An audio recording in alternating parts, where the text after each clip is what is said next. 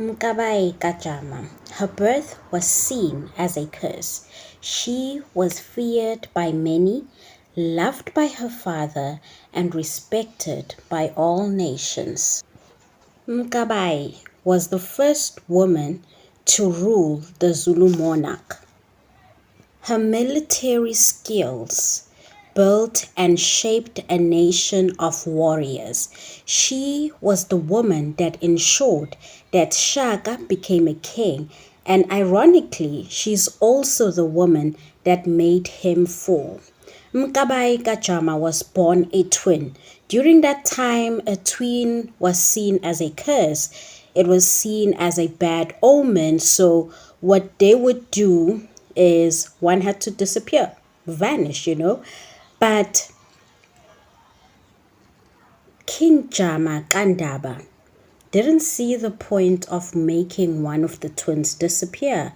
He loved his children so much, and he also felt that it's not necessary. After all, the twins were both girls. So it wasn't going to be a competition for a throne. So he decided to keep both his daughters. However, this didn't make a lot of people happy. It actually made them a bit angry, but there was nothing they could do about it because he was the king and whatever he say goes. Shortly afterwards, the mother of Mkabayi passes on, right? And again, they blame the twins. They saw this as this bad omen that has befallen the throne simply because they decided to keep the children.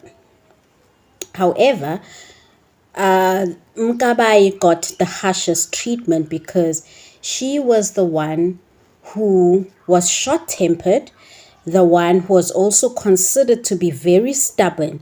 So Mkabayi got the most of the ill treatment from the people in comparison to her twin sister. However, this made Mkabayi more fierce. It made her more powerful. She built a thick skin, and she also took it upon herself to find her father a wife, because when her mother transitioned, they were the only children. Her mother didn't have any boys, so there was no one to take the throne. And this also made a lot of people become opportunists because there were people who really wanted this position of power. So Mkabayi thought to herself and decided that, you know what? I'm going to find a queen for my father. And that is exactly what she did. During this time, Jama Kandaba was in a relationship with a woman who was already pregnant with another man's child.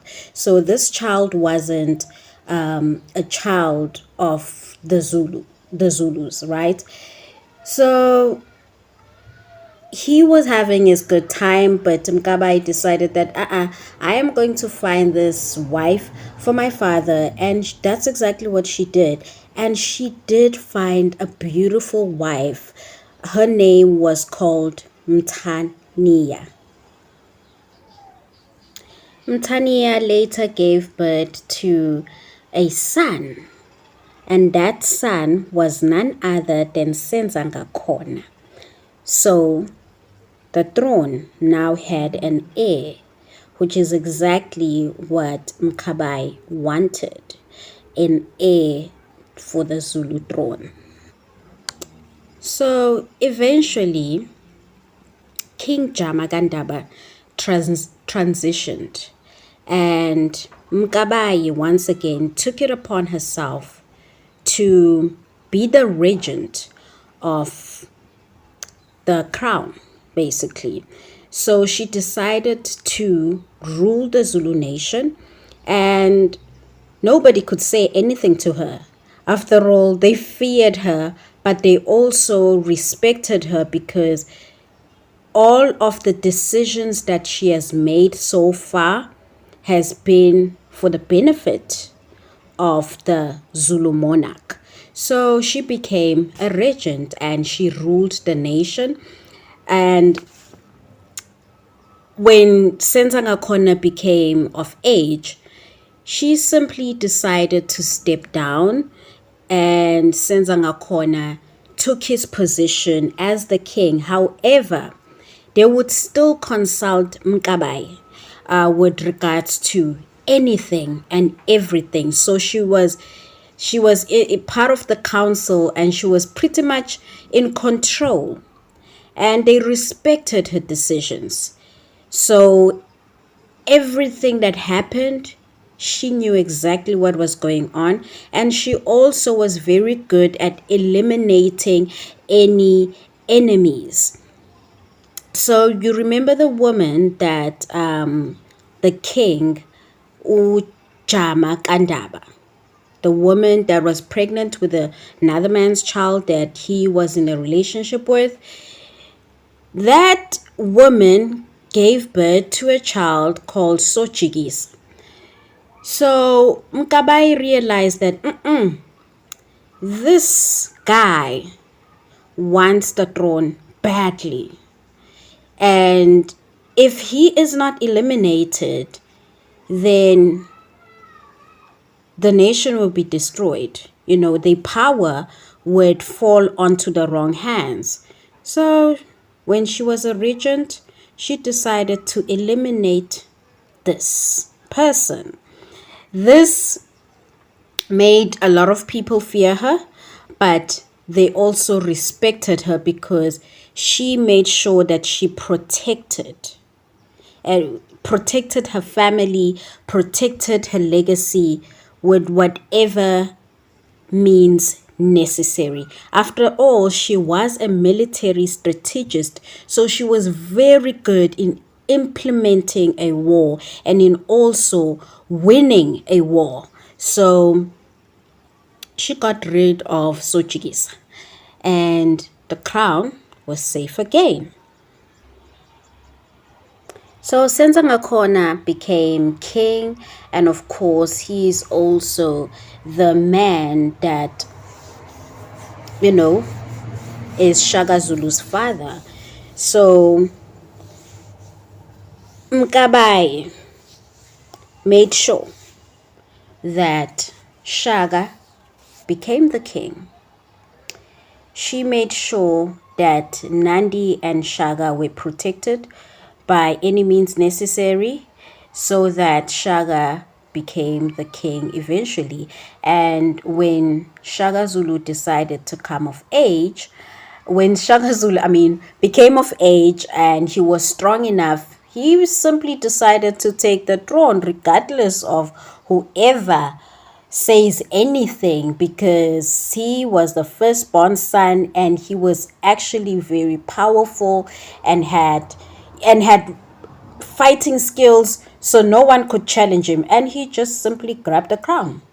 It's his legacy, and he wasn't about to let anybody else be the king. So he made himself the king with the help of Mkabayi KaJama. And Mkabayi KaJama obviously didn't dispute because she totally agreed with the decision. However, the day that Nandi, Shaga's mother, passed on, Shaga couldn't cope. So he mourned his mother, wanted everybody to mourn, which was fair. Nandi was the queen. But this mourning season just didn't come to an end. And he would, command people to grieve more than they are grieving. He would command people to throw away the milk. And, just to be in complete mourning, and this led to destruction. And again, Mkabayi realized that, you know what, this person has lost his grip. But she knew that nobody could get rid of him. Shaka only trusted one person. So Mkabayi made sure that she destroyed Shaka just in order to protect the people and to make this mourning period stop, because at this point it was already ridiculous. You can't be mourning forever, but nobody could tell him otherwise. So she made sure that he gets, eliminated, and of which he did. And then he then commanded the people that were in cahoots with her to be eliminated as well. And this made people very angry with her once again, and she was exiled, and she spent the rest of her days in regret, and yeah, she died a very lonely woman. However, her legacy has been kept alive for generations, because ultimately she's the one who built the nation. She is the one who made sure that the Zulu kingdom is as big as it is today.